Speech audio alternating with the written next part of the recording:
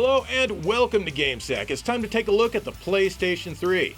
That's right, the PS3 is retro now. At least retro enough. I mean, it's 15 years old. Anyway, the console has a lot to offer and the prices aren't absurd yet. But first, let's take a quick look at the console itself.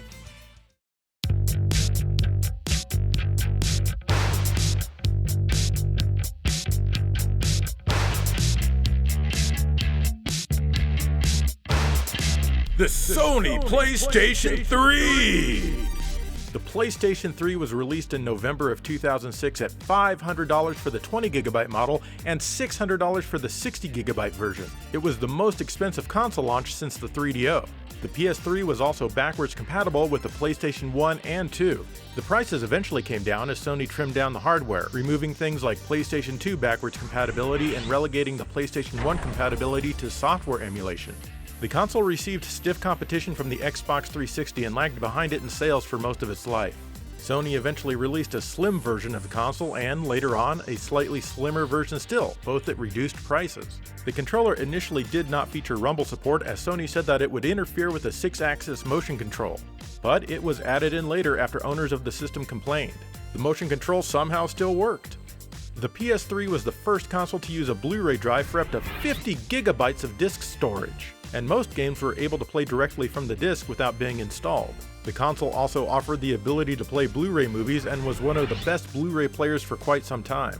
The PlayStation 3 is powered by the Cell processor, which is a 3.2 GHz PowerPC CPU. It has 256 megabytes of work RAM. The graphics were handled by the NVIDIA RSX Reality Synthesizer, which in fact synthesized reality. The GPU ran at 500 MHz and had its own 256 megabytes of graphics RAM. Slightly superior to the Xbox 360 on paper, multi-platform games often ran a bit better on the 360. As for audio, the PlayStation 3 offers 7.1 channels of uncompressed sound. It was also the first console to support HDMI. Eventually, the PS3 offered online gameplay which was free and did not require a subscription of any kind. Besides being hacked, resulting in some downtime that lasted many weeks, I found that the online service worked fairly well. The PlayStation 3 was still being sold in some territories as late as 2017, slightly outselling the Xbox 360 with over 87 million units sold with over 2,000 games released.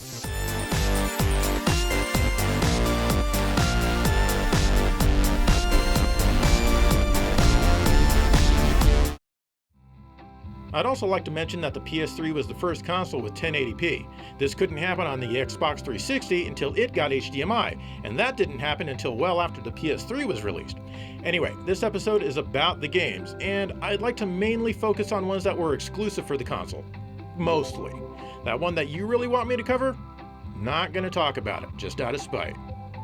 Anyway, let's look at some games on this thing.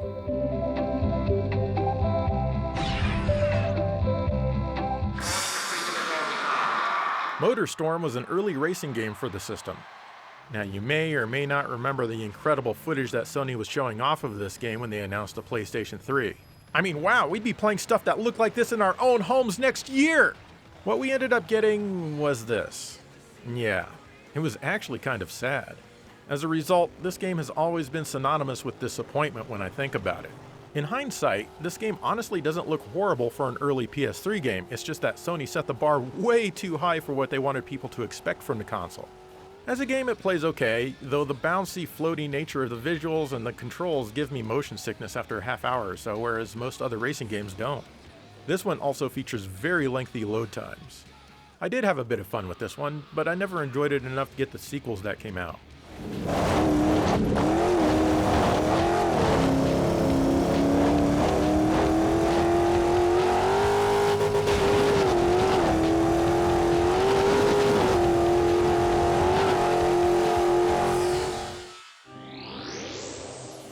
This is Heavenly Sword by Ninja Theory. This one requires a short install which happens each time you boot it up. It plays a lot like God of War with its hack and slash action. Well, a bit like it anyway. It also has some QuickTime events as you move about the cinematic set pieces. It's pretty rough around the edges, especially when it comes to the frame rate, but back then we didn't know a whole lot better. People back then just weren't super smart like everybody here in the present is. Still, this game can be quite enjoyable if you look past the roughness. It also has one of the few motion control sequences that I've actually enjoyed in a game. You launch these boulders and guide them at your target by aiming the controller itself. It's a gimmick, yes, but I think it's kind of a fun one. Make sure to check this one out.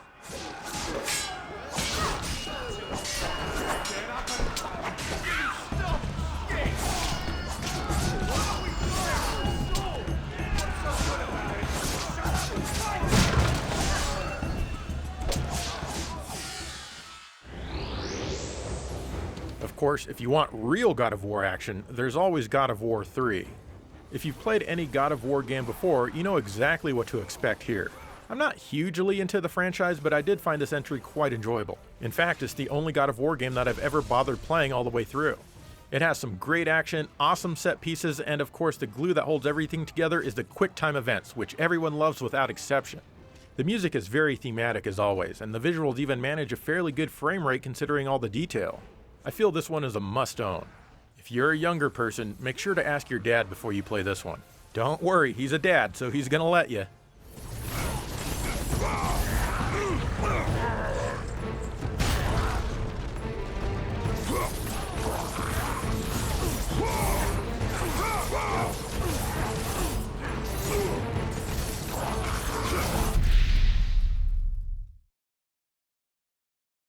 Another thing that I like to note is that the PlayStation 3 was notoriously difficult to develop for, so was the PlayStation 2. And that always seemed weird to me as the PS1 was really easy to develop for. Ken Kutaragi oversaw development of all three consoles, so I wonder why he had a change of heart for the PlayStation 2 and 3. Oh well, it is what it is, so let's take a look at more games.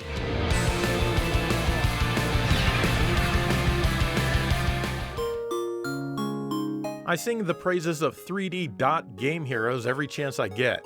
This amazing adventure game from Atlas and From Software came out in 2010, and it plays a lot like a standard overhead Zelda game from the 8 and 16-bit days. Basically, your 2D world has been changed into 3D, and now it's fraught with evil. You have to go around and set things right. Like I said, it plays almost exactly like the best Zelda games do, going screen to screen, finding new weapons and abilities, and doing all sorts of fun stuff to progress further. The visuals are phenomenal. These days you may think that it looks like Minecraft, but no. 3D Dot Game Heroes did this look first, and honestly I think it does it better. I love the depth of field effects in this one, and the color is really nice in a generation that was largely washed out with browns and grays. And let's not forget the really fun soundtrack, which is very chiptune-esque. When it comes down to it, the game is super fun and very hard to put down. The difficulty is just right, and it offers up a decent challenge but won't make you toss any controllers. This one gets overlooked a lot because of its stupid name, but make no mistake, there is a phenomenal game here.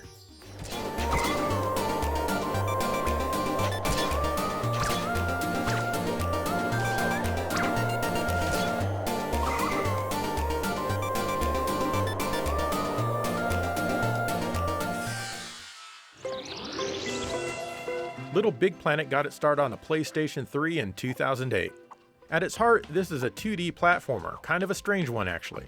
However, you could also create your own levels and share them with the world, which was pretty fun, though it took a bit to figure out how to use the tools that the game provides. I had a lot of fun with this aspect at the time. In fact, this stage here you're looking at now is a stage that I created back then.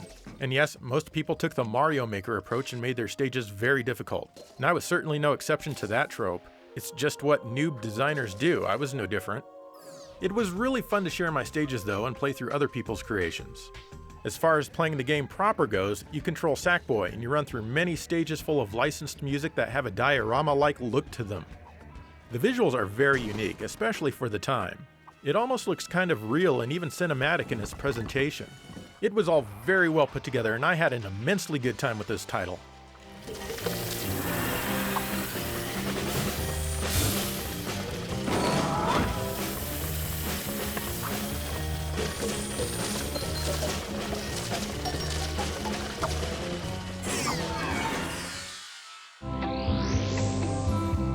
Little Big Planet 2 came out a few years later in 2011. I thought I wanted more of this, so of course I picked it up. And yes, the main game is still pretty fun. However, I just couldn't get back into creating stages of my own anymore. I had already had my fun with that aspect and I didn't feel I needed any more of that. I was able to make it through the main game in only a couple of days, and while I definitely enjoyed it, I never came back to it. They also released Little Big Planet 3 in 2014, but I never got around to picking it up. Still, this is a fun series.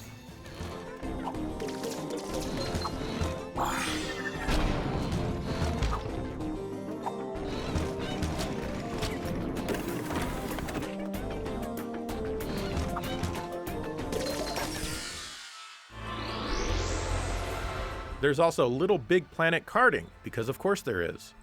This one requires a rather lengthy install. The game is what you'd expect, a kart version of Little Big Planet with various weapons to help you cheat your way to victory. Basically, it's just like every other kart game. As far as the gameplay goes, it's not bad. Drifts are easy to do and the controls feel good. I also like the graphics and the music. What I don't really care for is that it's all put together like a regular Little Big Planet game, and I never found this map type thing intuitive. That's because you can't really tell what a lot of these races are. A lot of them you'll just be alone or training, and that's no fun. It's not a bad title, but honestly you're better off spending your time playing any Mario Kart game.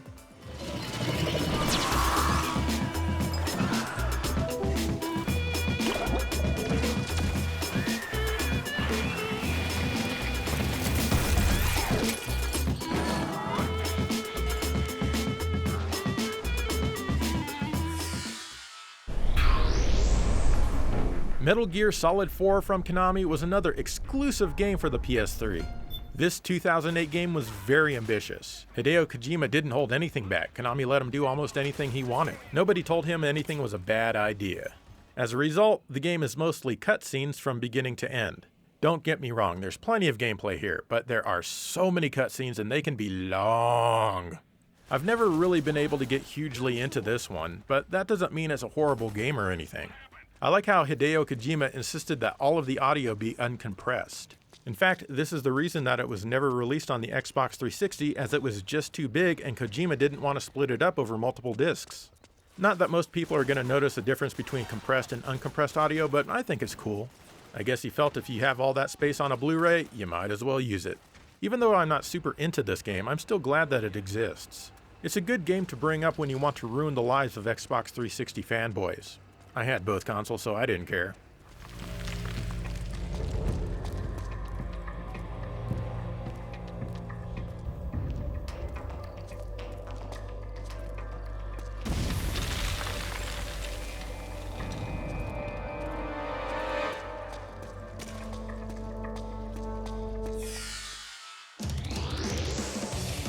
Time Crisis is always fun. That's why Time Crisis Raising Storm from Namco is a great disc.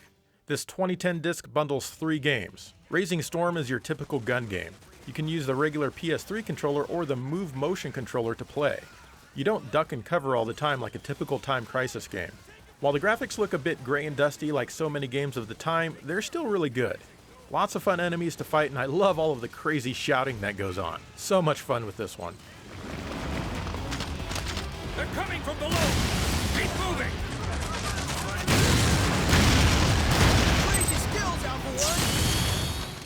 Time Crisis 4 was originally released on the PS3 in 2007, but on this disc it features support for the PlayStation Move. It's a lot better as a result, honestly. It's really fun, and you get the classic Time Crisis duck and cover action. I played this originally with Namco's GunCon 3 back in 2007, but I gotta say that playing it with a Move makes the game so much more enjoyable. Just hold down the trigger and keep firing! Gotcha.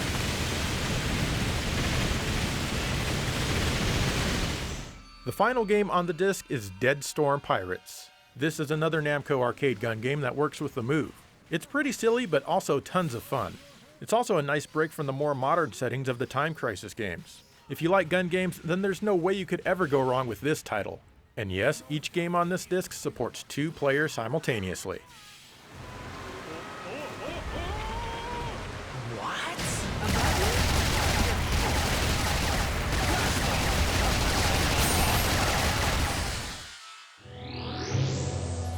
Here's Genji, Days of the Blade. You know, why can't they just call this Genji 2? I swear, publishers fear putting numbers on their sequels anymore. That goes for movies as well.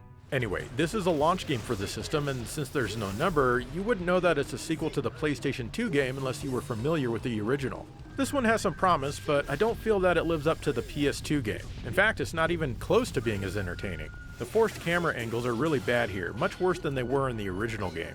You'll spend a lot of time running at the screen. The combat is good though. Once you're fully charged up, you can unleash a super QuickTime event throwdown, which is always fun. You can switch between up to 4 characters on the fly, which is cool, and they even have their own life bars. You can also switch weapons with the press of a button. This is the game that became a meme when Sony had their press conference at E3 in 2006. Check it out. Genji 2 is an action game which is based on Japanese history. Being based on history, the stages of the game will also be based on famous battles which actually took place in ancient Japan. So here's this giant enemy crab. I'll switch over to Yoshitsune, hop on its stomach, and you attack its weak point for massive damage. You of course remember the giant enemy crabs from your Japanese history courses, right? Unfortunately, I couldn't get to any giant enemy crabs here because I was playing this palace stage and it just goes on and on. It's very tiring. The game needs better pacing. The music is very appropriate and I love it, but the stages are so long that you'll probably never want to hear any of it again after you're done. Overall, I do like this game, but it just kind of feels like a chore.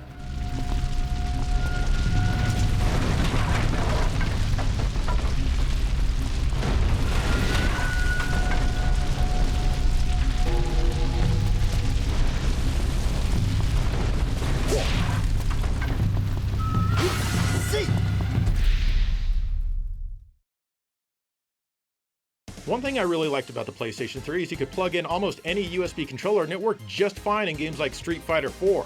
You didn't have to buy a special controller that was specifically compatible with the console like you did on the 360. Of course, they had to change that when the PS4 came out. Anyway, more games.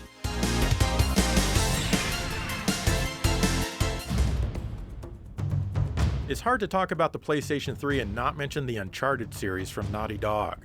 The first game came out in late 2007, and I thought it was cool, but I just didn't get much into it at first. I felt it was a bit difficult as I had gotten stuck at a certain spot a couple of hours into the game. A few years later, I came back to it and I breezed through that part I was stuck at, and overall it's quite a fantastic title. You control Nathan Drake as he raids tombs for treasure and kills a whole lot of people in the process. I mean a lot of people. As in, several hundred people will be dead by your hands at the end of the game who were alive in the beginning. And you know what? I'm totally fine with that. I mean, it's their fault for getting in the way of my treasure and my bullets. There's some puzzle elements with this one, but it never feels like a chore and it's always interesting. The game does get a bit weird towards the last third or so, but I'll forgive it. Okay.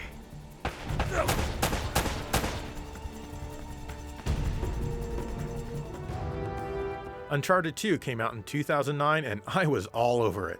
This improves everything from the first game, especially the story. Yeah, I know I say I don't care about stories in games often, but this one is pretty cool. The locales and the gameplay and everything are awesome. In fact, I like this game so much that the first time I beat it, I played through it again on a harder difficulty. Then, after I beat that, I played through it a third time on the hardest difficulty. That says a lot about a game if you play through it again right away when you beat it. Have you ever done that? This was also one of the first games I ever got a platinum trophy on. It's definitely one of the all-time great games for the console. Don't ask for this trouble.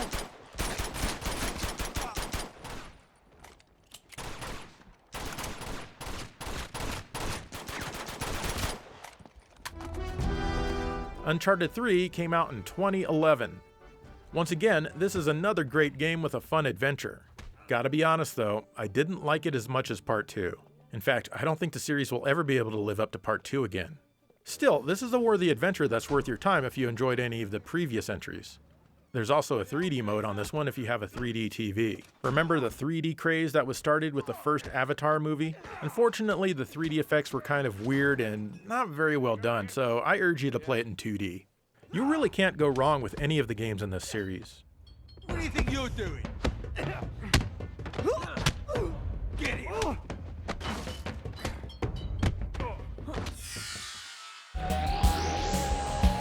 The House of the Dead 4 was originally an arcade game, but it was ported exclusively to the PlayStation 3.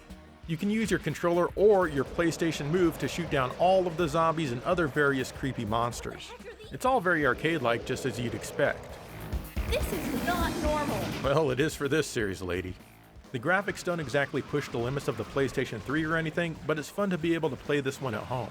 Sometimes you can choose your route, which adds a bit to the replayability if you can remember which way you chose last time. I prefer using the Move controller because it feels more like an actual light gun game. However, your wrist is gonna pay the price because you're forced to waggle the gun every few seconds to reload. Sometimes monsters grab you and you have to waggle them off of you. It's like Sega was able to put motion control into their arcade guns and they just wanted to use it a lot. Other than that, this is a fun little game. No time to rest. Behind us!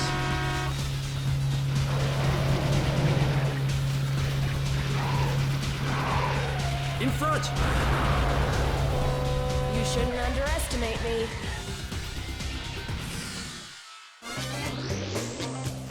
How about the House of the Dead Overkill Extended Cut? Now this is what I'm talking about. Basically, this game is like Quentin Tarantino meets The House of the Dead. Every level is presented as its own grindhouse film. This was originally released on the Wii, and it was great there, but here on the PS3 it's now in HD and also features move support. You don't have to waggle to reload your gun, but you can if you want. You can also press the move button or just let the game reload for you automatically. During the levels you can shoot cash to get money, which you can use later to upgrade the capabilities of your gun or buy new ones, which is quite helpful. There are also other collectibles to shoot and also a red thing which slows down time for a bit so you can get better shots. The PS3 version here adds a couple of brand new levels to play through as well as some other additional content. There's a 3D mode, but I haven't tried it in 3D as I no longer have a 3D TV. But it does come with 2 sets of Anaglyph red and blue 3D glasses. I bet some of the 3D effects are fun, like this one. It's gotta look pretty cool. Maybe I'll have to give those paper glasses a try. The characters in this game are hilarious, and if you're allergic to swearing, then you don't want anything to do with this one. This really is what the series needed. It keeps in line with the regular House of the Dead characters and gameplay and expands upon it, making things fresh and more interesting. In fact, this might be my favorite House of the Dead game, and I don't think you should overlook it. This game is also available on mobile phones, and you can get a Typing of the Dead version for the PC, which is awesome. But the PlayStation 3 version here is no slouch.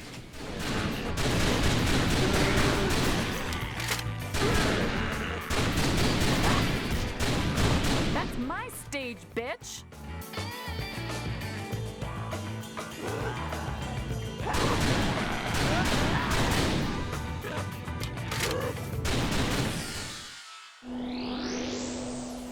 In 2013, Naughty Dog gave PlayStation 3 owners a game called The Last of Us. In this one, you fight zombie-like things on what ends up being a large escort mission. These zombie-like things have good hearing, so you have to sneak around them and stuff. When I got this, I got stuck in a certain place a few hours into the game and I gave up. Then a few years later I tried it again and I breezed right past the part I was stuck on, just like I did with the original Uncharted.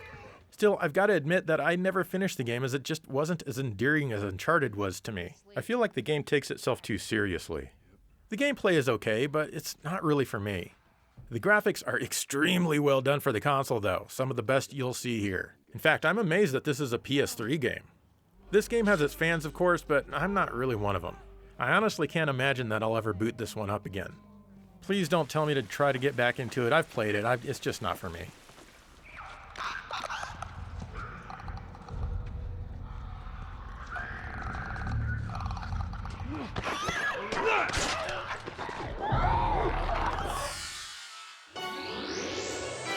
Puppeteer is another amazing console exclusive. You're a puppeteer controlling puppets in a puppet show. Kinda weird, right? You've got some scissors as your weapon and you can even use it to move around some parts of a stage. You can get different heads which have different abilities, which kind of reminds me of Kid Chameleon on the mighty 16-bit Sega Genesis. Anyone remember the Genesis? Anyway, you can hold 3 different heads at a time and switch between them on the fly. There's also a second character on screen that you can control to help you find hidden things and whatnot. This is a very creative game, and you can tell the designers had a lot of imagination. The visuals kind of remind me of Little Big Planet sometimes, but only kind of. They're extremely good, and everything looks very wood-like. I love how the majority of the game is presented as a puppet show with a stage and a curtain. This one also has a 3D mode, but the depth is pretty shallow. The sound is great, with lots of audience reactions to certain things that happen on screen. This is such a fantastic title and is constantly overlooked just like it was when it was released. Don't pass this one up or you will miss out on a fantastic game with your PlayStation 3.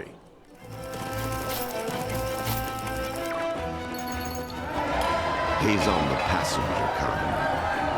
And what better way to soak in the moonscape than from the lavish seat of a classic locomotive. So let's stoke the coals. Today you're riding on the Horsey Express.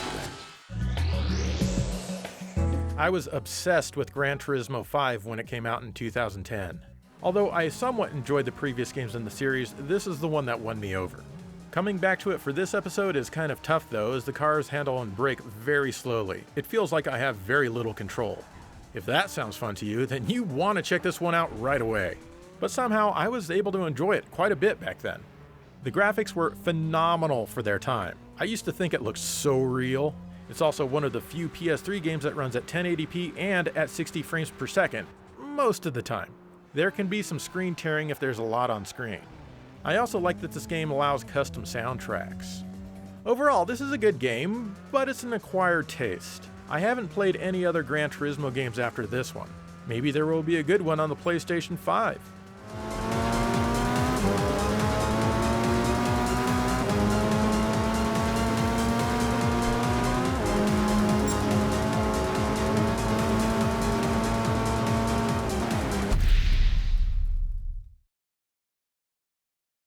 Alright, we're down to the final stretch of games. At least the final stretch of games that I'm showing in this particular episode. Let's finish this up.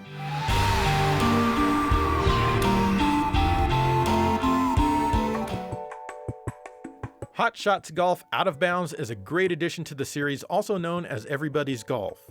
It's super easy for anyone to pick up and play, and fun too. Even if you don't like golf, this one can be a great time, especially with friends. I remember playing this one online a lot, and I had a blast. And that says a lot, especially since I don't usually like playing games online. Of course, you can't play this one online anymore, so you're just going to have to enjoy local multiplayer, which is even better. Nothing has really evolved here over the previous titles except for the ability to play online, but the graphics are certainly nicer. I've always felt that this one pushes the wind too much and too often. The wind just needs to calm the hell down.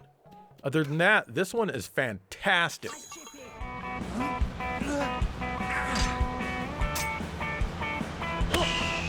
Nice shot!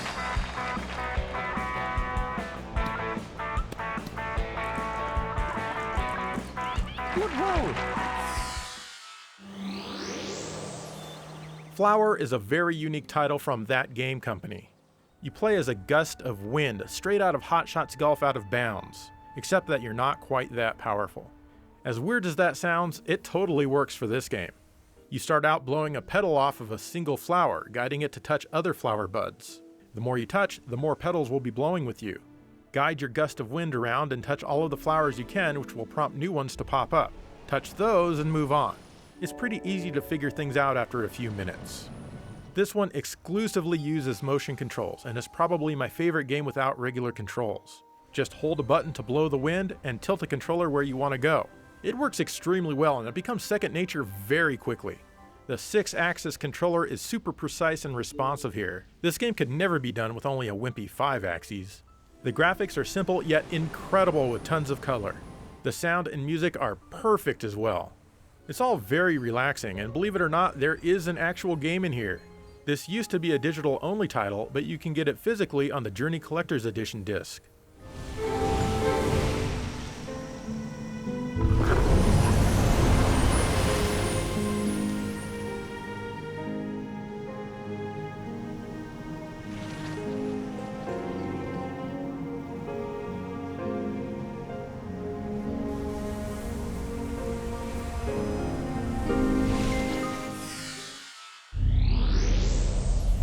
Speaking of Journey, this is another incredible game from that game company. You play as this individual. You see a giant mountain with a beacon of light way off in the distance, and you make your way towards it. Soon, you'll get a scarf that enables you to jump, and it can be extended.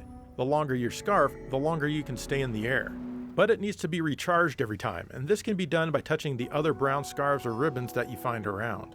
As you make your way, you free other ribbons and whatnot. There's not a lick of dialogue anywhere in this game. Often, someone else will show up who is actually another person playing the game and you both go through it together. Sadly, this feature doesn't work on the PlayStation 3 anymore since the online services have ceased. Still, this is an amazing game that's quite hard to describe. This one also got a port to the PlayStation 4, which also works great on the PlayStation 5. Roger Ebert was dead wrong when he said that video games can't be art.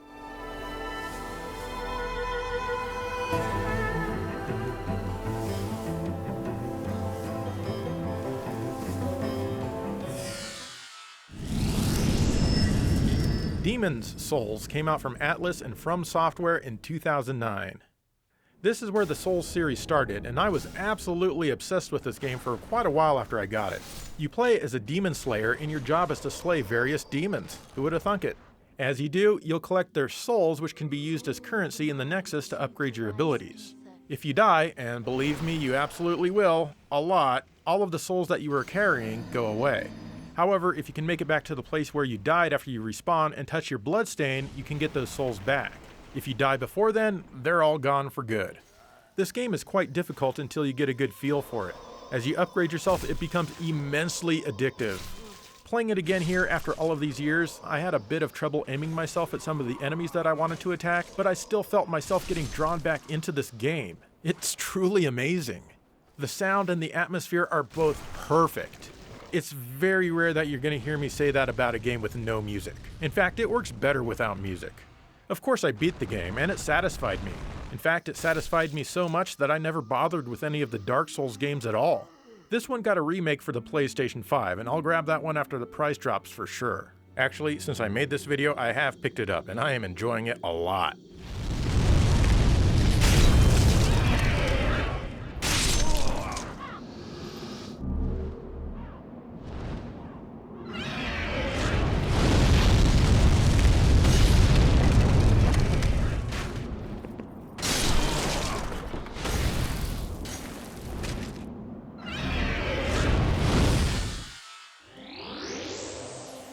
Killzone 3 was released by Sony in 2011. It's a first-person shooter, and as you may or may not know, I'm not really a fan of this genre. In fact, I've never understood the appeal, at least on a console. If it were third-person, I'd like it a lot more. This one controls like any other, and it works decently well, considering that you can't use a keyboard and mouse. You can use the Move controller along with a navigation controller. I don't have a navigation controller, so I can't try that out here. I do remember playing it at a friend's house about a decade ago though, and I don't recall it being very intuitive. But again, that was a long time ago. One nice thing is that this game doesn't make me motion sick at all, despite the less than ideal frame rate. This game also has the 3D mode. I haven't tried that since my friend's house a decade ago. I remember thinking it looked decent in 3D. These days when you try to boot the disc, you'll be greeted with a lengthy black screen. After several minutes, this screen will show up and then it will appear to freeze. Just be patient, eventually the game will load. I don't know why it hangs like this, but it'll work eventually. If you like first-person shooters and don't mind the lengthy boot-up sequence, you may enjoy Killzone 3.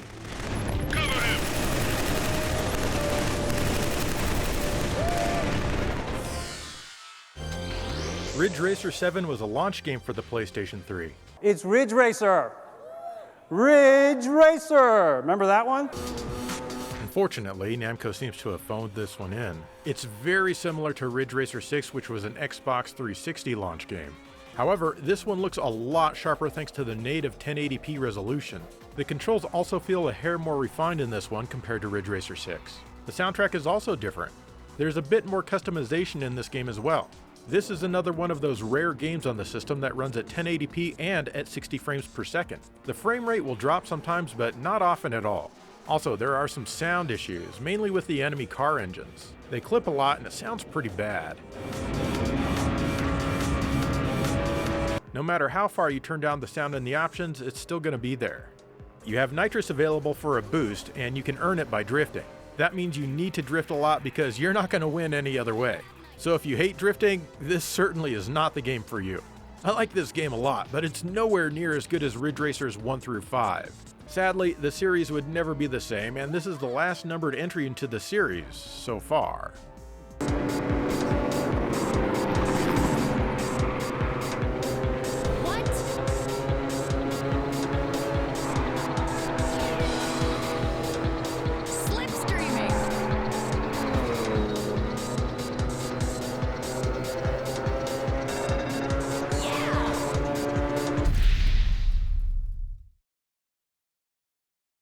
There you go, that was the PlayStation 3 and all of its best games. If it wasn't in this episode, it's a bad game. Nah, I'm just kidding. There are so many more excellent games that I just don't have. So I may do another one of these episodes in the future. We'll see. As for the system itself, I really enjoyed the PlayStation 3 in its time and even still today. I like the Xbox 360. I like it a lot, but I think that the PS3 just resonated a bit more with me. How about you? What did you think of the console? Let me know. In the meantime, thank you for watching GameSack.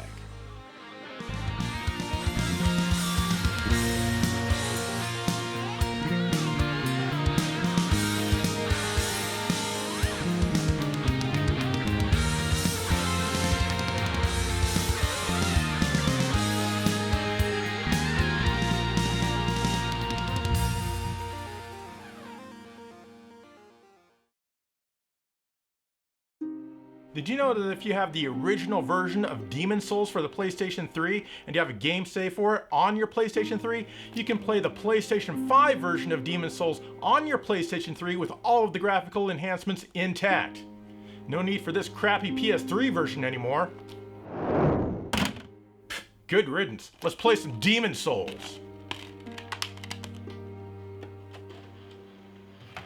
Alright, let's see if this works. Oh, come on, come on. I have a game save. Come on, come on, come on, come on. Yes! Demon Souls. PlayStation 5 quality on your PlayStation 3. Oh, man. Forgot how hard this one was. Good, no, I hit you! Cool, you! Yeah, try this level now. No, no, no! I got you! I got you! Try it one more time.